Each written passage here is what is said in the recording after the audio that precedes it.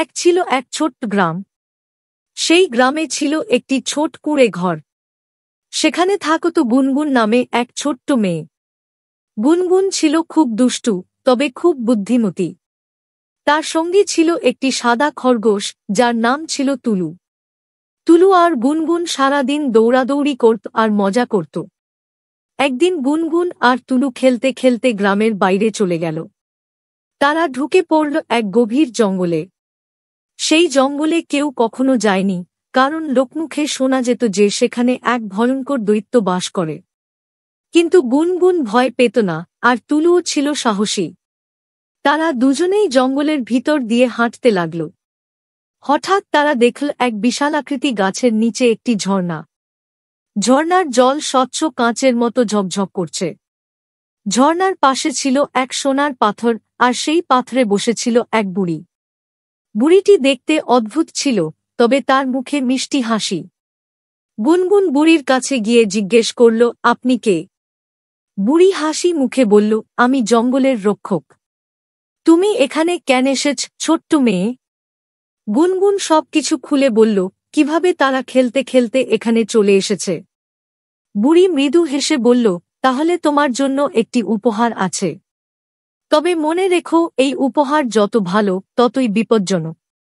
বুড়ি ঝর্ণার কাছে গিয়ে একটি ছোট সোনার কলসি তুলল। সেই কলসি থেকে এক ফোঁটা জল তুলে গুনগুনের হাতে দিল। বুড়ি বলল, এই জলের এক ফোঁটা যদি তুমি কোনো মৃত গাছের গোড়ায় দাও, সেই গাছ আবার বেঁচে উঠবে। কিন্তু যদি কেউ লোভে পড়ে এই জল অপব্যবহার করে, তাহলে সে নিজেই বৃক্ষ হয়ে যাবে। গুনগুন ধন্যবাদ জানিয়ে বুড়ির কাছ থেকে সেই জল নিয়ে বাড়ি ফেরার জন্য রওনা দিল। কিন্তু ফিরতে ফিরতে গুনগুন ভাবতে লাগল, এই জলের কি ব্যবহার করা উচিত। সেই সময় গুনগুন দেখল গ্রামের এক প্রান্তে একটি বিশাল শুকনো বটগাছ। সেই গাছটা গ্রামের অনেক পুরানো প্রতীক ছিল। গুনগুন সিদ্ধান্ত নিল সেই গাছটিকে বাঁচাবে। সে গাছটির গোড়ায় জলের এক ফোঁটা দিল। হঠাৎ করে গাছটি জীবন্ত হয়ে উঠল। গাছের ডালপালা নতুন পাতা আর ফুলে ভরে গেল।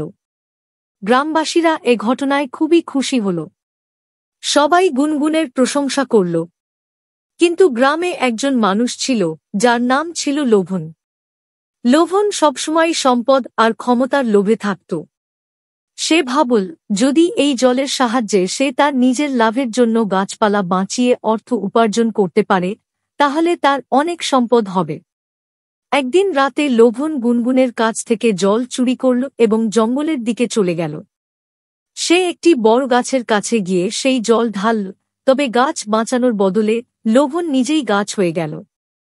সকালে গুনগুন যখন জঙ্গলে এল, তখন সে দেখল সেই গাছের তলায় লোভনের মুখ। বুড়ি এসে গুনগুনকে বলল, এই হল লোভের শাস্তি। যারা প্রকৃতিকে ভালোবাসে না, তারা এর থেকে কিছুই পায় না। এরপর থেকে গুনগুন সেই জলের সঠিক ব্যবহার করল। তার কৃপায় গ্রামটা সবুজে ভরে উঠল।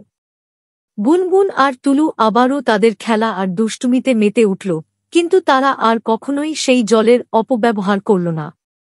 আর এভাবেই গুনগুন তার বুদ্ধি আর সততার জন্য সবাইকে ভালোবাসতে শেখাল।